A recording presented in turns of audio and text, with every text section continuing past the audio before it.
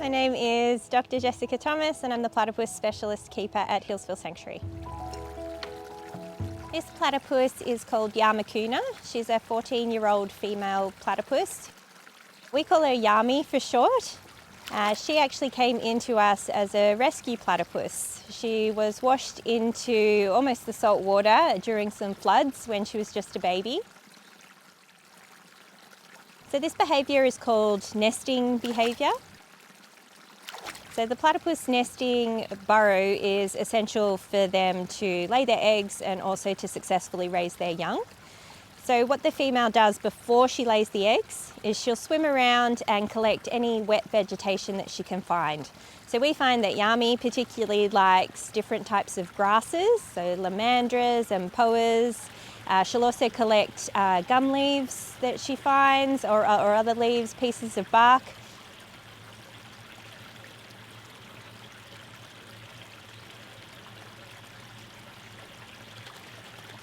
She passes them from her bill, under her body into her tail, which is turned into a hook.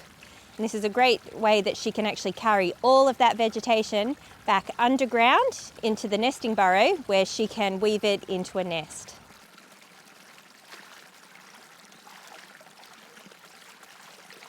So the vegetation is really important because when the eggs are laid, they're very fragile and they need to be kept in an environment that has a certain humidity.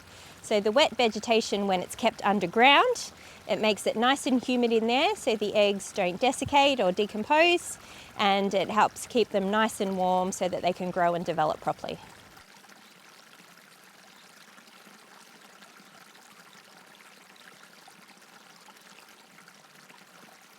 So once Yami takes all of the vegetation into the burrow, she weaves it into an elaborate nest, and they sew the pieces of grasses together, laying the inside with the bark and the gum leaves, which creates a centre, and it creates this big ball of wet vegetation that she can come and go from.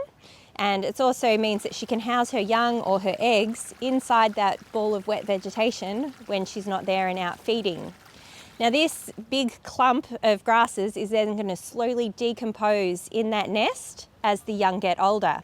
It only needs to last 4 months, and by that time the young have got all of their fur and they're able to maintain their own body temperature, so they don't need it anymore.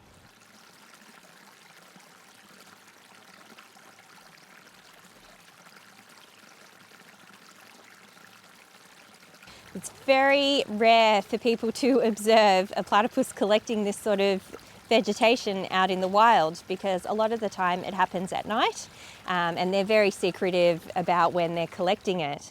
But from the few observations that we've seen, the females do go out and they collect any kind of wet vegetation that they can find that happens to be in their area.